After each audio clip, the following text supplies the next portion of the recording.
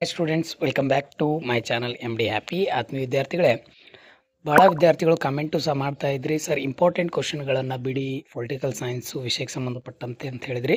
So ಅಂಥ ವಿದ್ಯಾರ್ಥಿಗಳಿಗೆ ಮತ್ತು ಎಲ್ಲ ಪೊಲಿಟಿಕಲ್ ಸೈನ್ಸ್ ವಿದ್ಯಾರ್ಥಿಗಳು ದ್ವಿತೀಯ PUC ಬರೆಯುವಂಥ ಮಿಡ್ ಟರ್ಮ್ ಪ್ರಶ್ನೆಗೆ, ಒಂದು ಪರೀಕ್ಷೆಗೆ, ಆ ಒಂದು ಪರೀಕ್ಷೆಗೆ ಸಂಬಂಧಪಟ್ಟಂತೆ ನಾನು ರಾಜ್ಯಶಾಸ್ತ್ರ ಆಯ್ಕೆ ಪ್ರಶ್ನೆಗಳ ಬಿಟ್ಟ ಸ್ಥಳವನ್ನು ಹೊಂದಿಸಿ ಬರೆಯಿರಿ. 1 ಅಂಕದ, 2 ಅಂಕದ, 5 ಅಂಕದ, 10 ಅಂಕದ ಇಂಪಾರ್ಟೆಂಟ್ ಮತ್ತು ಕನ್ಫರ್ಮ್ ಇವ ಪ್ರಶ್ನೆಗಳು ಬರ್ತವೆ ಅಂತ ಹೇಳಕ್ಕೆ ನಾನು ಬಯಸ್ತೀನಿ. ಸೊ ನಿಮ್ಮ ಮಿಡ್ ಟರ್ಮ್ ಎಕ್ಸಾಮ್ ನಾಳೆ ಬರಿತೀರಿ, ನಿಮಗೆ ಗೊತ್ತಾಗ್ತದೆ ಪ್ರಶ್ನೆ ಬರೆಯುವಾಗ. ಸೊ ಅದೇನೇ ಇರಲಿ, ಸೊ ನಮ್ಮ ಚಾನಲನ್ನು ಇನ್ನೂ ಯಾರು ಸಬ್ಸ್ಕ್ರೈಬ್ ಮಾಡಿಲ್ಲ, ದಯವಿಟ್ಟು ನಮ್ಮ ಚಾನಲ್ನ ಸಬ್ಸ್ಕ್ರೈಬ್ ಮಾಡ್ಕೊಳ್ಳಿ ಅಂತ ಹೇಳ್ತೀನಿ. ಅದೇ ರೀತಿ ನಮ್ಮ ಚಾನಲ್ನ ಪ್ಲೇಲಿಸ್ಟಲ್ಲಿ ನಿಮಗೆ ಬಹಳಷ್ಟು ವೀಡಿಯೋಗಳು ಸಿಗ್ತವೆ. ಪೊಲಿಟಿಕಲ್ ಸೈನ್ಸು, ಇಂಗ್ಲೀಷು, ಕನ್ನಡ, ಬೇರೆ ಬೇರೆ ಎಲ್ಲ ಸಬ್ಜೆಕ್ಟ್ ವೀಡಿಯೋಗಳನ್ನು ನಾನು ಪ್ಲೇಲಿಸ್ಟಲ್ಲಿ ಬಿಟ್ಟಿದ್ದೀನಿ, ಪ್ರಥಮ PUC ಮತ್ತು ದ್ವಿತೀಯ PUC. ಅಲ್ಲಿ ಹೋಗಿ ಅವುಗಳನ್ನು ನೋಡ್ಕೊಳ್ಳಿ ಅಂತ ಹೇಳ್ತೀನಿ.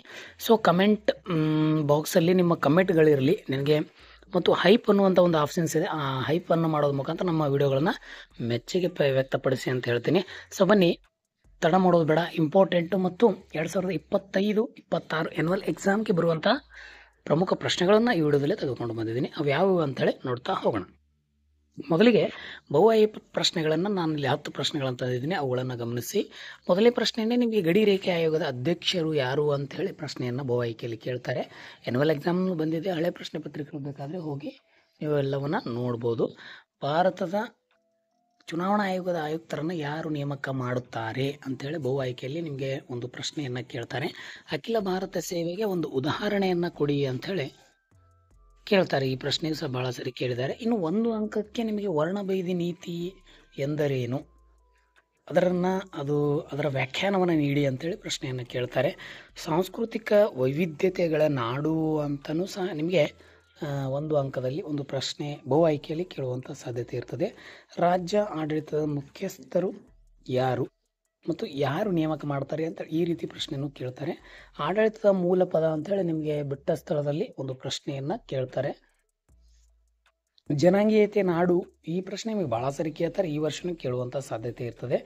ಚಿಪ್ಕೋ ಚಳವಳಿಯ ರೂವಾರಿ ಯಾರು ಅಂಥೇಳಿ 2024ರಲ್ಲಿ ಈ ಒಂದು ಪ್ರಶ್ನೆಯನ್ನು ಕೇಳಿದ್ರು. ಈ ವರ್ಷ ನಿಮಗೆ ಬಹು ಆಯ್ಕೆಯಲ್ಲಿ ಅಥವಾ ಹೊಂದಿಸಿ ಬರೆಯಲಿ ಕೇಳುವಂಥ ಸಾಧ್ಯತೆ ಇರ್ತದೆ. ಭಾರತದ ಆಡಳಿತವು ಕಂಪನಿ ಕ್ರೌನ್ಗೆ ವರ್ಗಾಯಿಸಲ್ಪಟ್ಟ ಕಾಯಿದೆ ಅಂಥೇಳಿ ಆ್ಯನ್ಯುವಲ್ ಎಕ್ಸಾಮ್ನಲ್ಲಿ ಬಂದಿರುವಂಥ ಒಂದು ಪ್ರಶ್ನೆ ಇದು. ಭಾರತದಲ್ಲಿ ಯಾವ ಪಕ್ಷ ಪದ್ಧತಿ ಇದೆ, ನಿಮಗೆ ಬಿಟ್ಟ ಸ್ಥಳ ಒಂದು ಪ್ರಶ್ನೆಯನ್ನು ಕೇಳ್ತಾರೆ. EPIC ಬಗ್ಗೆ ವಿಸ್ತರಿಸಿ. ಇನ್ನು 1 ಅಂಕಕ್ಕೆ ಸಂಬಂಧಪಟ್ಟಂತೆ ನೋಡಿದಾಗ ಅನಕ್ಷರತೆ ಎಂದರೇನು ಅಂತ ಹೇಳಿ ಒಂದು ಪ್ರಶ್ನೆ ಕೇಳ್ತಾರೆ. KAT ಯಾವಾಗ ಸ್ಥಾಪನೆ ಆಯಿತು, ಈ ಪ್ರಶ್ನೆ ಕೇಳಿದ್ದಾರೆ. ಸಾರ್ವತ್ರಿಕ ಮಾನವ ಹಕ್ಕುಗಳು ಯಾವಾಗ ಘೋಷಿಸಲಾಯಿತು ಅಂತೇಳಿ ಈ ಒಂದು ಡೇಟ್ ಬಗ್ಗೆ ನಿಮಗೆ ಭಾಳ ಸರಿ ಪ್ರಶ್ನೆ. ಲೋಕಪಾಲರನ್ನು ಯಾರು ನೇಮಕ ಮಾಡುತ್ತಾರೆ, ನಿಮಗೆ ಬಿಟ್ಟ ಸ್ಥಳದಲ್ಲಿ ಬರುವಂಥ ಈ ಪ್ರಶ್ನೆ. ಇನ್ನು ಡಯಾರ್ಕಿ ಎಂದರೇನು, 2 ಅಂಕಕ್ಕೂ ಸಹ ಪ್ರಶ್ನೆಯನ್ನು ಕೇಳ್ತಿರ್ತಾರೆ, 1 ಅಂಕದ ಪ್ರಶ್ನೆ. ಇನ್ನು ಸಾಮಾಜಿಕ ತಾರತಮ್ಯ ಎಂದರೇನು ವಿವರಿಸಿ ವ್ಯಾಖ್ಯಾನ ನೀಡಿ ಅಂತೇಳಿ 1 ಅಂಕಕ್ಕೆ ಕೇಳ್ತಾರೆ. ಭ್ರಷ್ಟಾಚಾರ ಎಂದರೇನು, 1 ಅಂಕಕ್ಕೆ ಭಾಳ ಸರಿ ಈ ಪ್ರಶ್ನೆ ನಿಮಗೆ ದ್ವಿತೀಯ PUCಗೆ ಕೇಳಿದುಂಟು.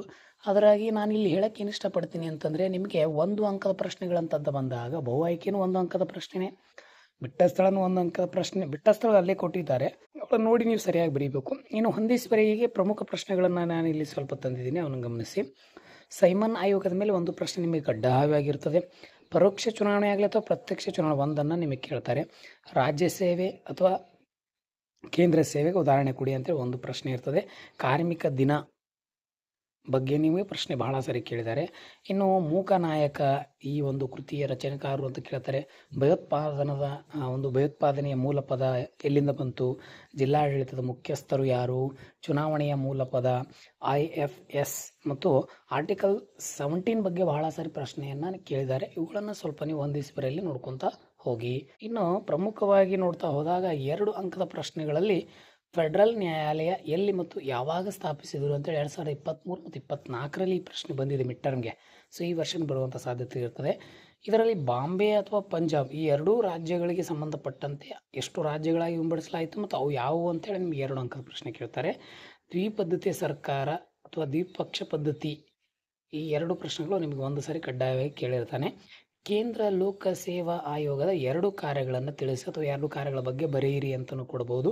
ಕಡ್ಡಾಯ ಶಿಕ್ಷಣ, ರೈಟ್ ಟು ಆ್ಯಕ್ಟ್, ಏನಂತೀವಲ್ಲ ನಾವು ಎಜುಕೇಷನ್ ಅಂತೇಳಿ, ಅದರ ಬಗ್ಗೆನೂ ಒಂದು ಪ್ರಶ್ನೆ ಕೇಳ್ತಾರೆ. ಭ್ರಷ್ಟಾಚಾರ ವ್ಯಾಖ್ಯಾನಿಸಿ, ಯಾರ್ಯಾರು ವ್ಯಾಖ್ಯಾನ ಭ್ರಷ್ಟಾಚಾರದ ಬಗ್ಗೆ ನೀಡಿದರೆ 2-3 ವ್ಯಾಖ್ಯೆಗಳನ್ನು ಬರೀಬೇಕು. ಚುನಾವಣೆ 2 ಕಾರ್ಯಗಳನ್ನು ಬರೆಯಿರಿ. ಚುನಾವಣೆ 2 ಕಾರ್ಯ ಪ್ರಮುಖಗಳು ಯಾವತ್ತು ಬರೆಯಿರಿ. ಇನ್ನು ಜಾತಿ ಆಧಾರಿತ ಅಸಮಾನತೆ ಎಂದರೆ ಈ ಪ್ರಶ್ನೆ ನಿಮಗೆ ಕಡ್ಡಾಯವಾಗಿ ಬರ್ತದೆ. ಸೊ ಇವುಗಳನ್ನು ನೀವು ನೋಡಿ ನನಗೆ ಪರೀಕ್ಷೆ ಮುಗಿದಾದ ನಂತರ ಆದರೂ ಸಹ ಕಮೆಂಟ್ಗಳನ್ನು ಮಾಡಿ. ಇನ್ನು ನಾನು ಪ್ರಮುಖವಾಗಿ 5 ಅಂಕದ ಪ್ರಶ್ನೆಗಳ ಕಡೆ ಹೋಗ್ತೀನಿ. ಪ್ರಥಮ ಮಹಾ ಚುನಾವಣೆ ಬಗ್ಗೆ ಟಿಪ್ಪಣಿ ಬರೆಯಿರಿ. ಎನ್ಯುವಲ್ ಎಕ್ಸಾಮ್ಗೆ ಬೀಳುವಂಥ ಫಿಕ್ಸ್ ಪ್ರಶ್ನೆ ಇದು. ಇಲ್ಲಿ 1935 ಅಥವಾ 1947ರ ಭಾರತ ಸರ್ಕಾರ ಸ್ವತಂತ್ರ ಕಾಯ್ದೆಯ ಮುಖ್ಯಾಂಶಗಳ ಬಗ್ಗೆಯನ್ನು ಬರೀರಿ ಅಂತೇಳಿ ನಿಮಗೆ ಬಹಳ ಸರಿ ಕೇಳ್ತಾರೆ. ಸೊ ಅದರ ಬಗ್ಗೆ ನಾನು ಇಲ್ಲಿ 2 ತಂದಿದ್ದೀನಿ 5 ಅಂಕಕ್ಕೆ. ಕೆಲವೊಂದು ಸಾರಿ 10 ಅಂಕಕ್ಕೂ ಕೇಳ್ತಾರೆ, ಕೆಲವೊಂದು ಸಾರಿ 5 ಅಂಕಕ್ಕೂ ಕೇಳುವಂಥ ಸಾಧ್ಯತೆ ಇರುತ್ತೆ. ಸ್ವಲ್ಪ ಗಮನಿಸಿ.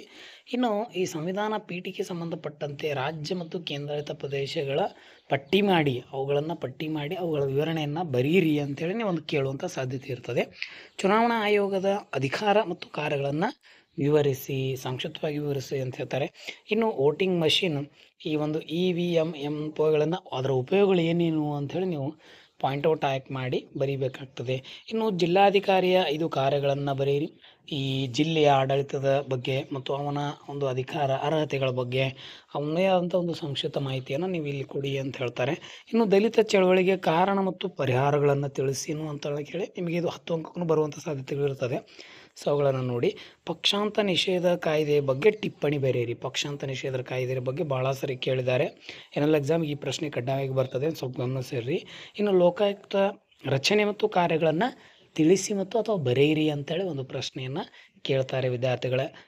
ಇವು ಇಷ್ಟು 5 ಅಂಕದ ಪ್ರಶ್ನೆಗಳಾದರೆ 10 ಅಂಕದ ಪ್ರಶ್ನೆಗಳು ಹೇಳೋದಕ್ಕಿಂತ ಮುಂಚೆ ಕೆಲವು ವಿದ್ಯಾರ್ಥಿಗಳು ಕಮೆಂಟ್ ಸಹ ಮಾಡ್ತಿರ್ತೀರಿ, ಸರ್ ಇವು ಫಿಕ್ಸ್ ಆಗಿ ಬರ್ತಾವ, ನಮ್ಮ ಡಿಸ್ಟಿಕ್ಕಿಗೆ ಬರ್ತಾವ ಅಂಥೇಳಿ. ಸೊ ನಾನು ಇಲ್ಲಿ ತಂದಿರುವಂಥ ಪ್ರಶ್ನೆಗಳು ಎಲ್ಲ ಡಿಸ್ಟಿಕ್ಕಿಗೆ ಅನ್ವಯಿಸ್ತವೆ. ಸುಮ್ಮನೆ ಯಾವುದೇ ಒಂದು ಡಿಸ್ಟಿಕ್ಗೆ ಸೀಮಿತವಾದಂಥ ಪ್ರಶ್ನೆಗಳನ್ನು ತಂದಿಲ್ಲ ನಾನು. ಸೊ ಈಗ ಅದಕ್ಕೆ ನಾನು ಫೈಂಡ್ ಔಟ್ ಮಾಡಿಕೊಂಡೆ ಎಲ್ಲ ಪ್ರಶ್ನೆಗಳನ್ನು ಇಂಪಾರ್ಟೆಂಟಾಗಿ ಬರ್ಕೊಂಡು ತೆಗೆದುಕೊಂಡು ಬಂದಿದ್ದೀನಿ. ಸೊ ನಿಮ್ಮ 10 ಅಂಕ ನಾನು ಹೇಳಿದೆ 1935 ಭಾರತ ಸರ್ಕಾರ ಕಾಯ್ದೆ ಕಡ್ಡಾಯವಾಗಿ ಬರ್ತದೆ, ಯಾಕಂದರೆ ಅಷ್ಟು ಇಂಪಾರ್ಟೆಂಟ್ ಆಗಿರುವಂಥ ಒಂದು ಕಾಯ್ದೆ ಇದು. ಇನ್ನು ಪಕ್ಷ ಪದ್ಧತಿಯ ಸ್ವರೂಪ ನಿಮಗೆ ಭಾಳ ಲಾಂಗ್ ಇರುವಂಥದ್ದು ಮತ್ತು ಅದರ ಯಾವ ರೀತಿ ಸ್ವರೂಪವನ್ನು ಹೊಂದಿದೆ ಅಂಥೇಳಿ ನೀವು ಅಲ್ಲಿ ಬರಿತಾ ಹೋಗಬೇಕು. ರಾಷ್ಟ್ರ ನಿರ್ಮಾಣದ ಅಗತ್ಯ ಅಂಶಗಳನ್ನು ವಿವರಿಸಿ, ಕಡ್ಡಾಯ ನೆನಪಿರಲಿ, ನಿಮಗೆ ಈ ಪ್ರಶ್ನೆ ಬರ್ತದೆ. ಇನ್ನು ರಾಜಕೀಯ ಪಕ್ಷಗಳ ಕಾರ್ಯಗಳು, ನಿಮಗೆ ಆಲ್ರೆಡಿ 2 ಅಂಕಕ್ಕೆ 2 ಕಾರ್ಯಗಳಂತ ಕೇಳಿದ್ರು, ಇಲ್ಲಿ 10 ಅಂಕಕ್ಕೆ ಅಷ್ಟು ಕಾರ್ಯಗಳನ್ನು ನೀವು ಬರೀಬೇಕಾಗ್ತದೆ. ಇನ್ನು ಅನಕ್ಷರತೆಯ ಪರಿಣಾಮವನ್ನು ಕುರಿತು ನಿಮಗೆ ಈ ವರ್ಷ ಕೇಳುವಂಥ ಸಾಧ್ಯತೆ ಇರ್ತದೆ. ಅನಕ್ಷರತೆಯ ಬಗ್ಗೆ ಯಾಕಂತಂದರೆ ಅದು ಒಂದು ರಾಷ್ಟ್ರದ ನಿರ್ಮಾಣದಲ್ಲಿ ತನ್ನ ಅಡತನೆಯನ್ನು ಯಾವ ರೀತಿ ಅಡ್ತದೆ, ಯಾವ ರೀತಿ ಮಾರಕ ಆಗಿದೆ ಅಂಥೇಳಿ ನೀವು ಅದರ ಬಗ್ಗೆ ತಮ್ಮದೇ ಆದಂಥ ವಿವರಣೆಯನ್ನು ಕೊಡಬೇಕಾಗ್ತದೆ ವಿದ್ಯಾರ್ಥಿಗಳೇ. ಸೊ ವಿದ್ಯಾರ್ಥಿಗಳ ಈ ಒಂದು ಪ್ರಶ್ನೆಗಳನ್ನು ತಂದಿದ್ದ ಉದ್ದೇಶ ಏನಪ್ಪ ಅಂತಂದರೆ ಮಿಡ್ ಟರ್ಮ್ಗೆ ಬರೋದ್ರಿಂದ ಭಾಳ ಇಂಪಾರ್ಟೆಂಟು. ಇವುಗಳನ್ನು ನೋಡಿಕೊಂಡು ಹೋದರೆ 80ಕ್ಕೆ 80 ಅಂಕಗಳು ನಿಮಗೆ ಸರಳವಾಗಿ ಸಿಗ್ತವೆ ಅಂತ ಹೇಳ್ತೀನಿ.